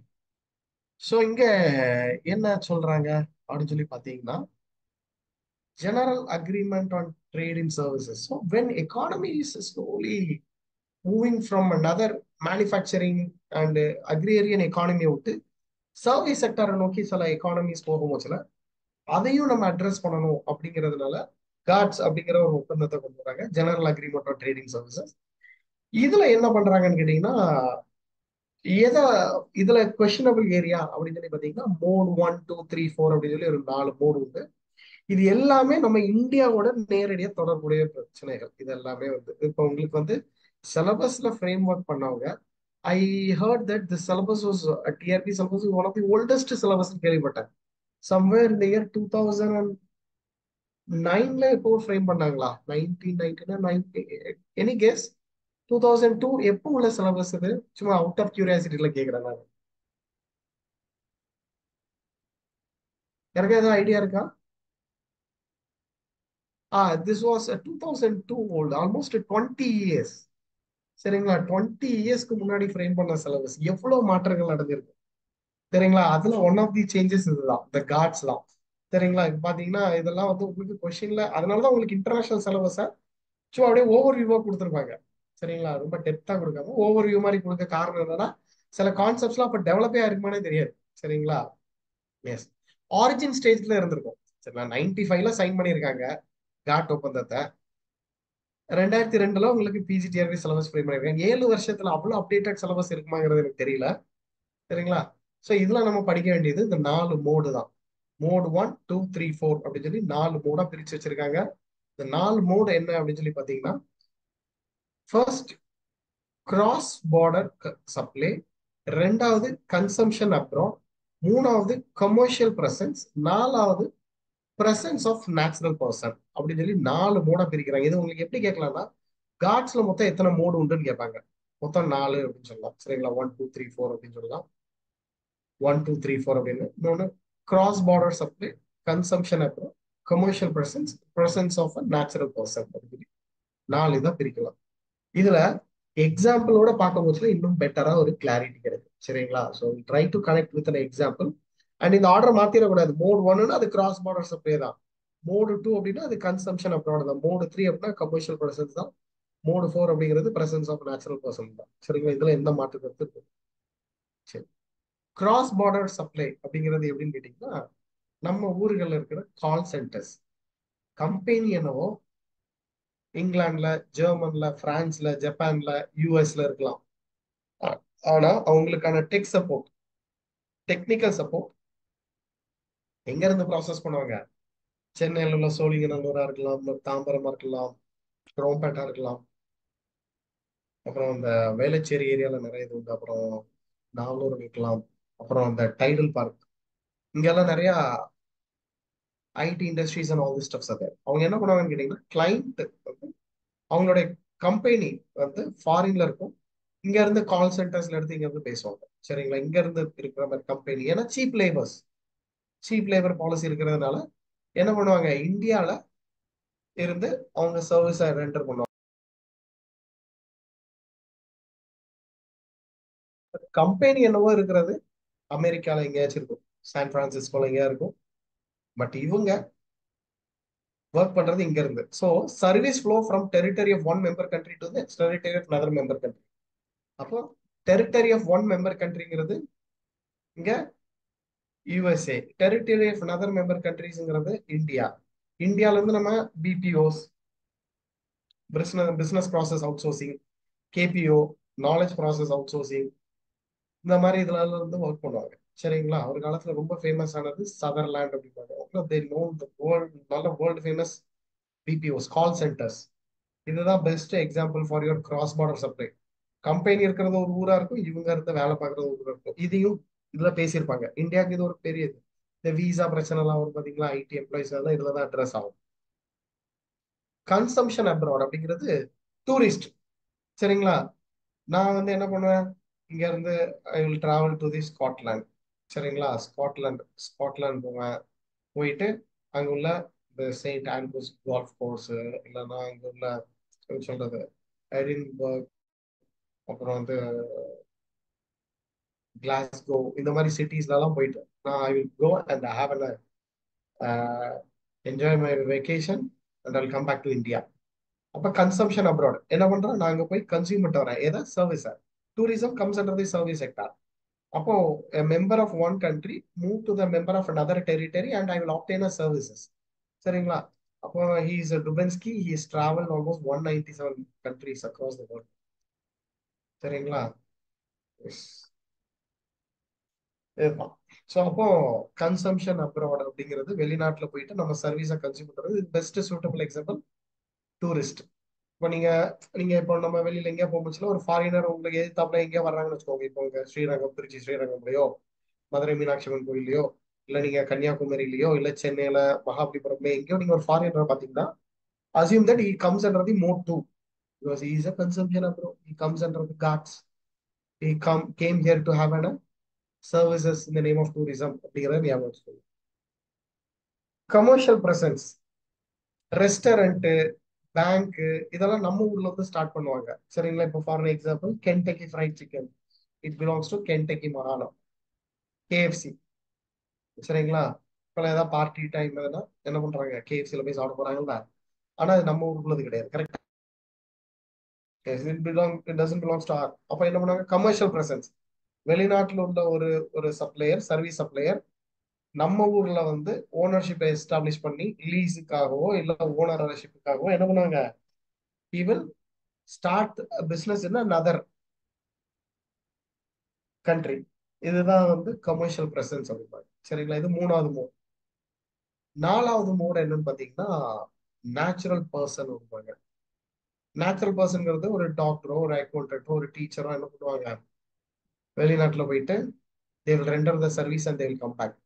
I will go to, இப்போ பாத்தீங்கன்னா எனக்கு வந்து கிளாஸ்கோ யூனிவர்சிட்டியில அசிஸ்டன்ட் ப்ரொஃபஸர் இன் எக்கனாமிக்ஸா கிடைச்சிருக்குன்னு வச்சுக்கோங்க. I will travel to Scotland.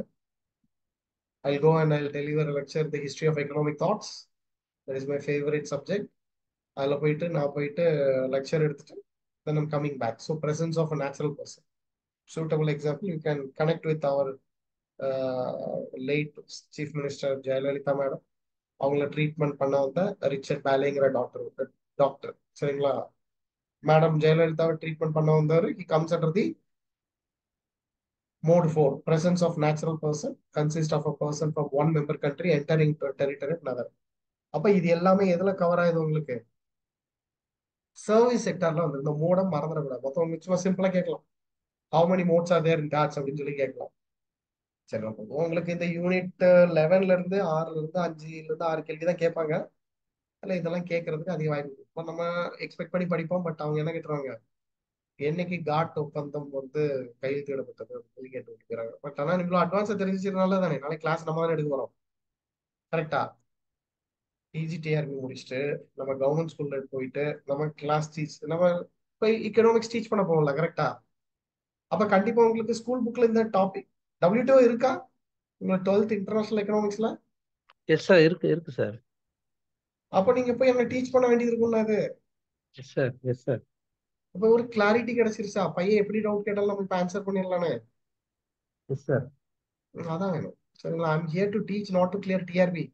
I'm teaching you to take a subject to the next generation. சரிங்களா? நீங்க அடுத்த தலைமுறை பொருளாதார மாணவர்களை உருவாக்குற ஸ்டேஜ்ல இருக்கீங்க நீங்க. So I'm here to teach. அந்த மைண்ட் செட்ல தான் டீச் பண்ணிட்டு இருக்காங்க. டிஆர்பி பாஸ் ஆகுறதா நம்ம கொடுக்குற மெட்டீரியல் டெஸ்ட் சீரிஸை படிச்சு பாஸ் ஆனாலே அசால்ட் அடிச்சு போயிடலாம். சரிங்களா? We are here to teach subject. சரிங்களா? கிளியரா? இதுல யாருக்கா ஏதாவது டவுட் இருக்கா?